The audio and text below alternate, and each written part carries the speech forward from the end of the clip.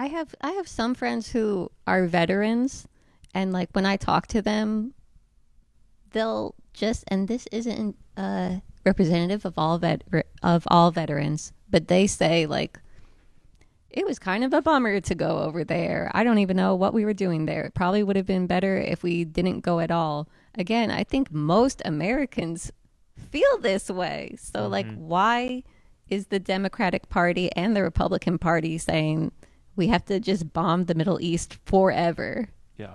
Yeah. I don't think most people want that, Yeah. but neither side wants to run on let's stop doing that. Because this for-profit defense industry profits from having these wars, right? The F F-35, I think, that fighter jet, the fifth generation fighter jet, cost $2 trillion. $2 trillion overall. That's so many dollars. That's so many dollars, right? And it's a jet that's rarely ever even been used. And now we just had a contract with Boeing for a sixth generation fighter jet. So that's going to cost even more than this previous fifth generation fighter jet. That's all taxpayer money that's going to these companies to do what? To kill kids in the Middle East and break people's houses? Why don't we invest in houses and healthcare and kids here in our country? And like, if we're going to talk about national security, making the world hate us from bombing them, that's just going to lead to like more terror attacks potentially. It's so stupid and insane. It makes me crazy. People typically don't like it when you bomb them. They hate it. It's really a sad thing. And like something that I think is so crazy that I think not enough people know about is like you see these headlines about like Congress votes to give this many $billion to Israel.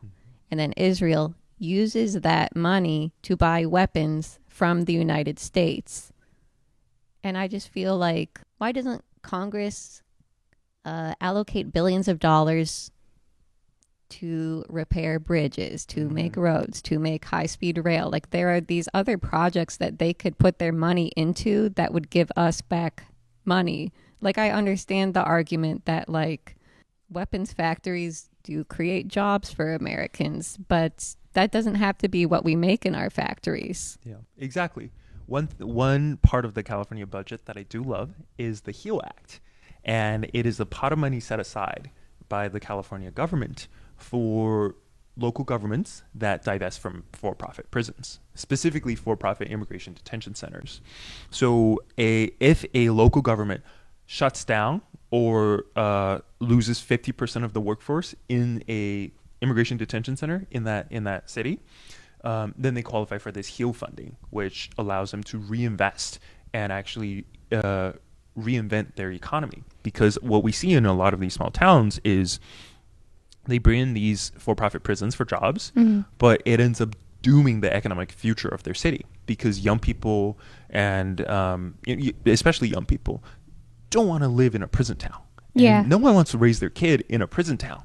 And so all the talent from these cities are moving out, and eventually that's all this town is known for, is having a prison and nothing else. And the HEAL Act allows them to reinvest in new things.